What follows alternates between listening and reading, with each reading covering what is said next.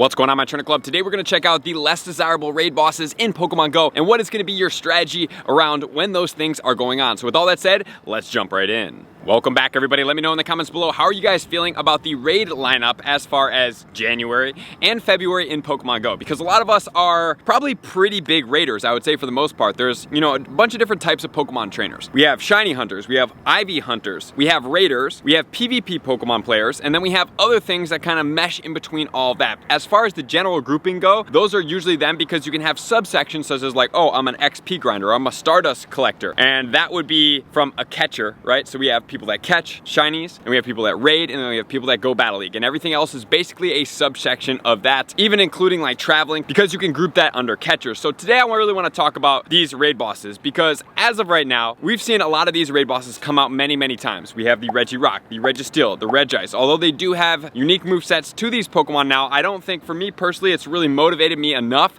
to really want to be like, oh, I just need to get, like, raid a ton of all the Regis. I don't have that desire in me, and I know a lot of us like enjoy raiding, like when things like Reshiram, Zekrom shinies, as well as Kyurem shinies all come out, we're all like, mind blown. I can't believe these are finally here. We've been waiting for so long for these. It's so exciting. And then after that, all of us may have raided a ton and we're like on this raid high. We're like, yes, let's keep going. Let's keep raiding. And then all of a sudden, Pokemon Go's like, hey, how about Heatran for the 7th time? How about Regirock and Registeel and Regice for the 7th time?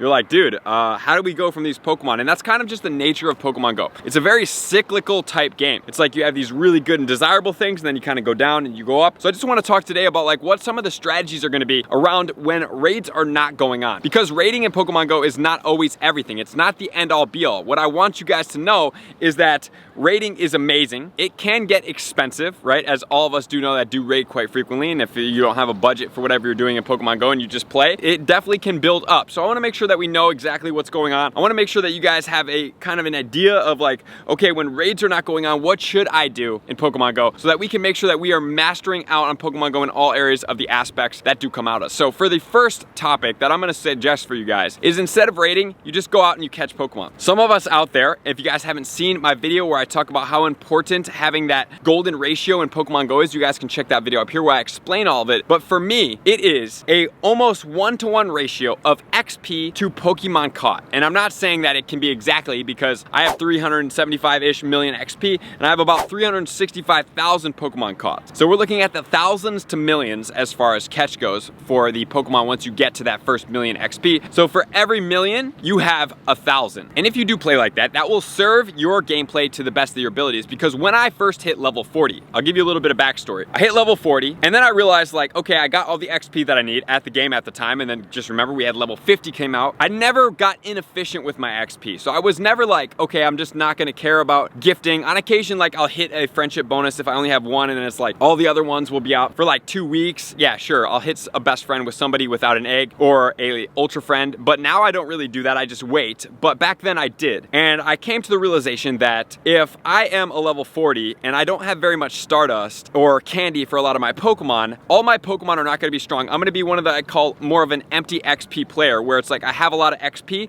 and I don't really have too much Stardust to back where my XP looks at. So at that point, when I got there, my goal was I wanna get a lot of XP just from catching Pokemon. And so that's what I did. I changed over from being a very hardcore raider. It's not only the reason why I basically had hundos of Articuno, Zapdos, Moltres. I got all the hundos, and then I got the Raikou hundo, and I was like, oh, for sure, like I'm gonna get every hundo that comes out. And then Entei came along, and I did about 275 raids. When they first released the raid medal, you guys might have heard me talk about this, I had 1,865 raids done, and the hardest grinders that I had in my area that had much more XP, they were in the hundreds of millions of XP, and I was just hitting level 40, were about 14 to 1,500. So that just shows how much raids I was actually doing. I was really dedicated to it. And then it kind of like broke my mindset as far as like, okay, I can't always control that I can get the 100. Even if I put all of my effort in, that doesn't necessarily mean it's gonna yield the reward that I want. So that kind of changed me over. And that's the other reason that I'm not too much of an egg hatcher in Pokemon Go, because it's like, I can put all of this effort in and I might not achieve the result that I want. And so for me, those systems are kind of like losing systems. It's kind of like gambling,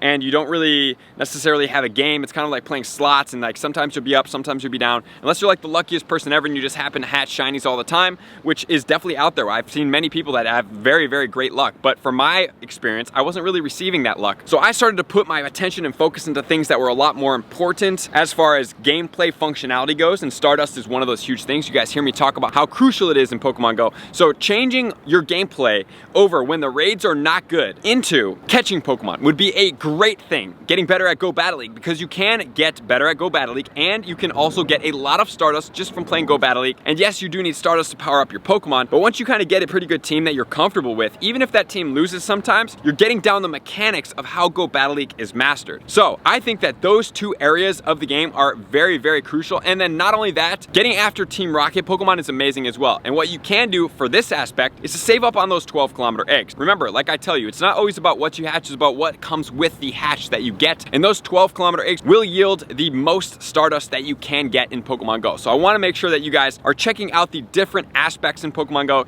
You're not just saying like, oh, the raids suck, I hate this game, I just really want to raid. And yes, that is cool, and I love raiding as well, and it's fun, but at the same time, it's a diverse game. And maybe Pokemon Go is trying to force you into that, or maybe you want to just keep raiding and just keep doing these raids for empty XP, which is totally cool. I'm not trying to say it in a negative connotation. I'm just trying to say that if you don't have the Stardust and the candy to back all of this XP, you could be a level 50 trainer and have 100,000 Stardust, and it's like, okay, you want to duo a Pokemon, it's like, well, I don't even have enough Stardust to make a Pokemon Go duo team, or I don't even have enough Stardust to be able to make any type of Go Battle League team, so then you're lacking function as far as where you're at as far as XP goes. So in a sense, this is kind of like a blessing in disguise when these raid bosses come out that aren't maybe desirable for you, because number one, you get to save money, and number two, you get to check back into the reality of yourself. Where are you going in your own life? Are you dedicating enough time to the things that you love in Pokemon Go? Because I have another video coming out that's going to be talking about addiction with Pokemon Go, and as far as